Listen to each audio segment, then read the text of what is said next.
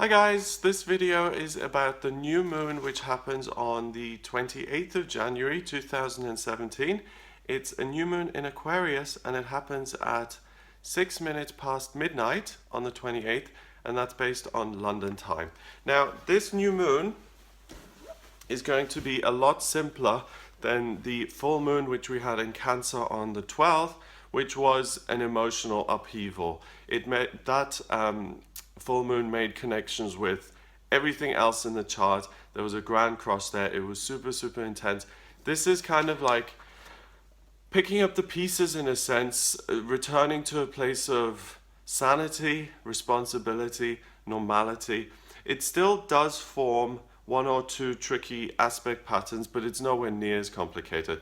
And the new moon in itself is much more about getting new energy in and getting started for the next cycle, instead of the full moon, which is all about just look at me, I'm shining, I'm showering you with my energy. There's no work involved, it's done. It's like, here you go, enjoy.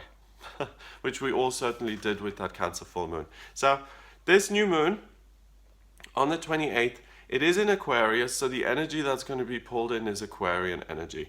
Aquarius is an air sign. And on this day as well, the strongest element in the chart is air. Air is about ideas, thinking, ideologies, communication, ways of seeing the world. Aquarius in particular is very humanitarian in nature. It wants to do something for the greater good. It wants to innovate. It wants to educate, look at scientific improvements, ways of making the world better, the human family, how I can help myself, who I am in the context of other people, how can I make my life healthier, better, how can I make other people's lives healthier and better. And it's very much about kind of being a leader, someone who's guiding people to make things more positive, less problematic, less ego-driven, less focused on the self. So that happens at 8 degrees. 8 is about power. So there will be notions and ideas coming into your life which are all about what can I do to make a difference? How can I influence other people? And you know that most people either are into that kind of thing or they totally back away from it. Some people like, getting involved in other people's business and influencing them. Salespeople love, the power of trying to convince someone to buy a product or whatever it is. Other people are really not interested and they want to maintain their own safe distance and their own energy and keep things to themselves and not get involved in that. Regardless of which side of the fence you are about that kind of thing, you're going to start feeling this energy pulled in that says, what can I do to make a difference?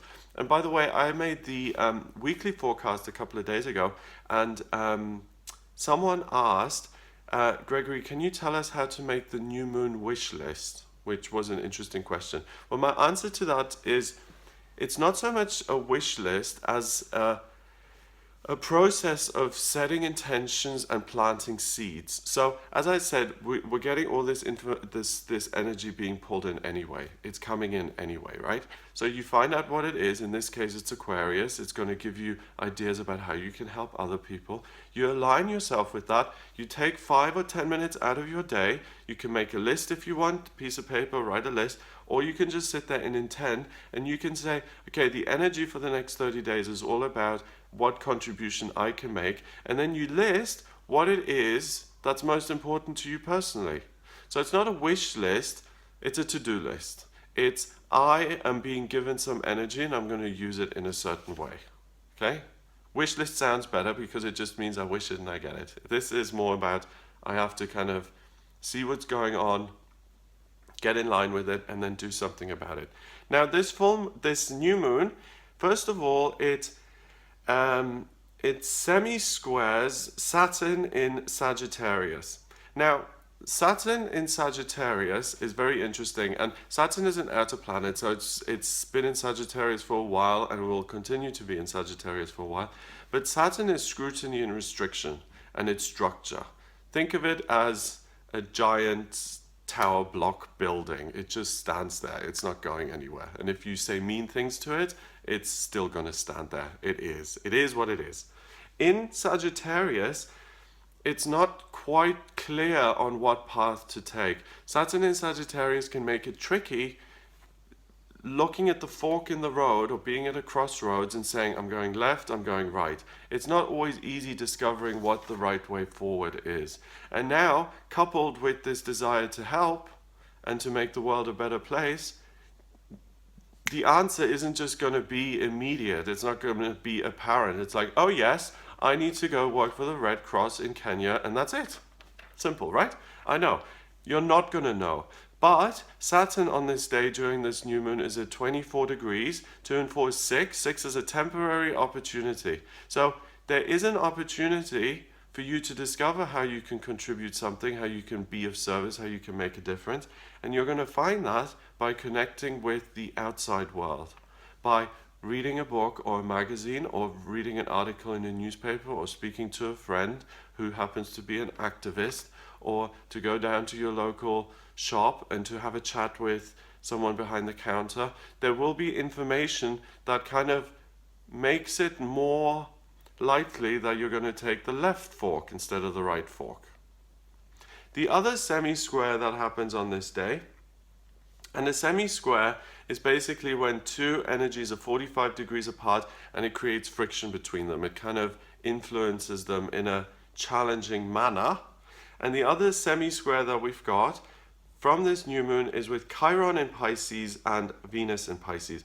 Chiron is the wounded healer. It's the part of the chart that's most difficult until you do something about it, and then it can become a great strength.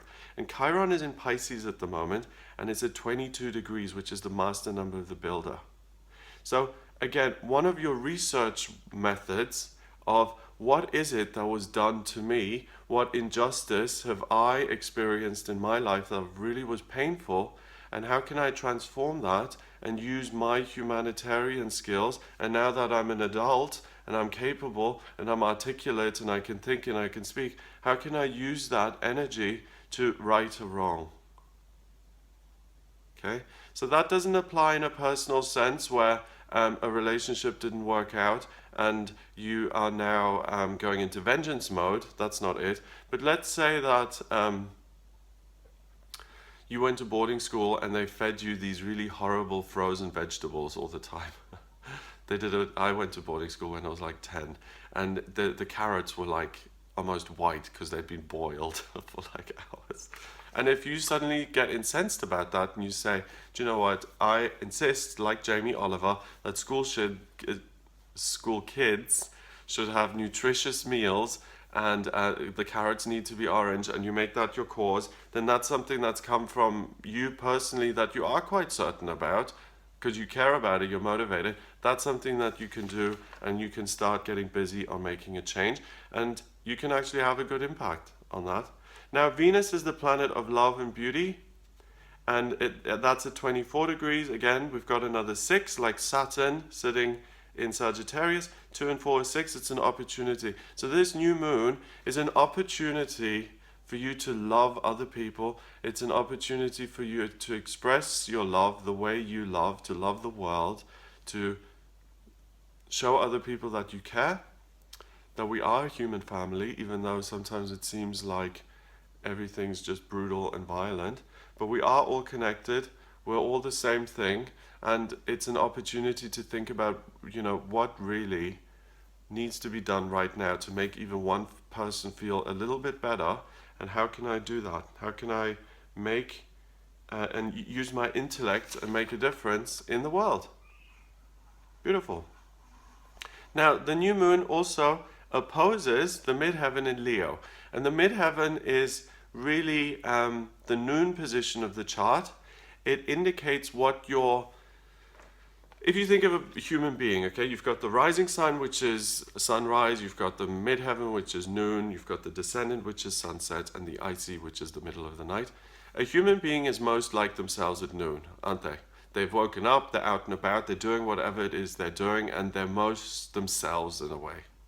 And the midheaven here on this day is Leo. And again, it's at 6 degrees, an opportunity, and there's a decision to make. Leo will urge you to say, to move along the lines of, how can I have fun today? How can I do something that's really going to get me a lot of attention? How am I going to do something where everyone will applaud me and say, oh my God, that is a fabulous dress you're wearing.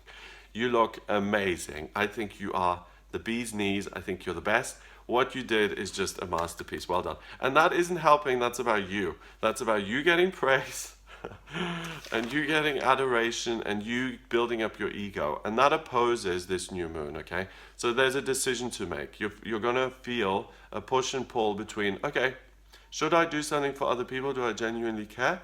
Or should I use this energy to promote myself, to get more likes on Facebook, to become more self-focused? And that's the trick, that's the challenge of this. The way this is going to be most helpful, and the way you're going to be aligning yourself with this energy the best and making the most of it, is aligning yourself with the new moon Aquarian energy, which is about helping other people, rather than aligning yourself with the Leo energy of being public and creative and a performer and out there and having fun. There's nothing wrong with that. Those things are so important. We need charismatic leaders. We need people who are confident. We need all of that. But on this day, the energy, remember, being pulled in is Aquarian. So you will be inspired to help. You will find ways of using your own skill set to make a positive contribution. And that is all that's going on. Saturn and Chiron and Venus then, who influence this moon, they square each other because we've got these two semi-squares, remember? So we've got 45 and 45, which makes 90. So Saturn squares Chiron and Venus, and that is going to be a conflict between the path is unclear versus my own personal experience, what hurt me in the past, how can I love someone, how can I express my love? So two ways of researching. One is, like I said earlier, go out into the world and see what kind of makes things clearer. Or stay at home, go within, say what really, some people can't motivate themselves or inspire themselves like that. It's very, some people need to flick through a magazine to get inspiration and to get ideas. I'm visual, I'm like that. I like to experience new things and I get ideas that way. But if you're not like that, you can go within, really delve deep and say, what is it right now that I want to do something about? And that's going to be your material to change this around and to make the most of it. So it's a very adult kind of energy. This is a grown-up kind of new moon where we can really get together in groups. Aquarius is also very kind of, it's not one-to-one, it's group focused, where groups of people can really band together to make a contribution that's really, really useful and helpful. And that's it. That's this new moon on the 28th of January. I hope you make the most of it. Again, going back to the wish list, the only way to kind of work this energy is to take a little bit of time out, 5-10 minutes, and to just feel it or think about it, and then kind of just say, okay, I'm getting something here. I possibly could care about this. What am I going to do? And that's all you need to do. It's just really, it's not like, you don't need to write an essay about the wish list that you have during the new moon in January. It's just a feeling that you get. You listen to your own intuition, what's important to you and what you really want to do. So that's what I get for this. I hope you have a wonderful time. If you would like me to analyze your natal chart, so your birth chart from when you were born, which I can draw by using your place of birth, date of birth, and time of birth. If you don't have your time of birth, I can use sunrise, which does make a little bit of a difference, mainly to the rising sign, but I can still draw up an accurate chart even if you don't have that information. We can look at your chart, see what your assets are, what you're here to do, what your gifts are, what your life purpose is, what your assets are, what your liabilities are, what you need to work on. We can also look at your progress chart in terms of how you're developing over time and how you will continue to develop, and your transits in terms of what's going on in the heavens now and how things are impacting you and what that bodes for 2017, what that means for you in your actual life. So if you're interested in that, have a look at my website. It's gregoryscott.com. Just click on the readings tab. You can order your reading with me there. Please remember to subscribe to this YouTube channel for videos like this on the new moons and full moons. I also do daily tarot readings. I do monthly horoscopes. I do weekly horoscopes. Subscribe to be notified.